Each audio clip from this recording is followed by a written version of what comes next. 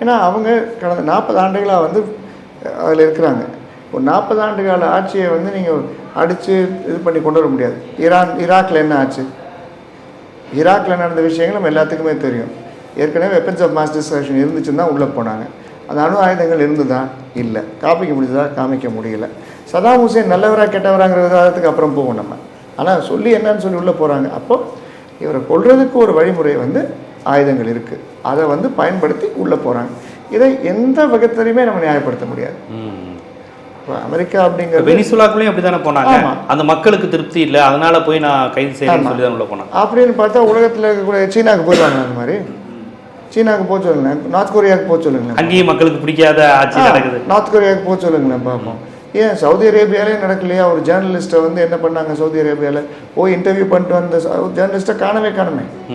எத்தனை ஜேர்னலிஸ்ட் இப்போ சவுதி அரேபியாவுடைய சட்டத்தை மட்டும் இவங்களுக்கு, அதாவது என்னென்னா, எனக்கு தேவையானவங்க பிடிச்சவங்களோட நல்லா பழகிக்குவேன், எனக்கு பிடிக்காதவங்கள நான் அப்புறப்படுத்திடுவேன். அந்த மாதிரி இருக்கிறது நம்ம இந்த மாதிரி ஒரு தேவையின் அடிப்படையில் மாறுறது. அடுத்தது போர் அப்படிங்கிறது இன்றைக்கி ஒரு தேவையாக போச்சு. ஏன்னா பொருளாதாரம் வந்து மிக குறைவான நலிந்த நிலையில் இருக்குது. ட்ரம்ப்புடைய ரேட்டிங் ரொம்ப ரொம்ப குறைஞ்சிருக்குது. 4ல் ஒரு பகுதி ஆட்கள் தான் வந்து ட்ரம்ப்பை வந்து ஆதரிக்கிறாங்க. இப்போ அடுத்த வந்து எலெக்ஷன்ஸ் வருது. அங்கே நீங்கள் சொல்கிறது அமெரிக்கா உள்நாட்டு அரசு. ஆமாம், உள்நாட்டு அரசியலில் நிறைய இப்போ இதை திருப்திப்படுத்தணுன்னா இவங்க சொன்னதுக்கு எதிராகவே இல்லை பண்ணுறாங்க.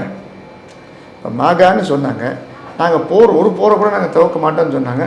3 போரை துவக்கிட்டாங்களே. உடனடியாக நாங்கள் எந்த நாட்டுக்குமே எங்களுடைய படை வீரர்கள் அனுப்ப மாட்டோம்னு சொன்னாங்க, அனுப்பிட்டாங்களே. இப்போ விலைவாசி ஏற்றத்தை கட்டுப்படுத்துவோன்னு சொன்னாங்களே, கட்டுப்படுத்த முடியலையே. இப்போ இந்த மாதிரி அடிக்கிட்டே போகலாம். ஆனால் இது என்ன ஒரு முக்கியமான பிரச்சனைனா, பேச்சுவார்த்தை வந்து நடந்துக்கிட்டு இருக்கு. பேச்சுவார்த்தையில் தீர்வு ஏற்படும்னு சொல்கிறாங்க. சொல்லும் தருவாயில் அந்த கையெழுத்து போட்ட பேனாமை காயறதுக்குள்ளார போய் நீங்கள் அங்கே போய் தாக்குதல் நடத்துனீங்கன்னா அப்போ எப்படி ஒரு நம்பகத்தன்மை வரும்?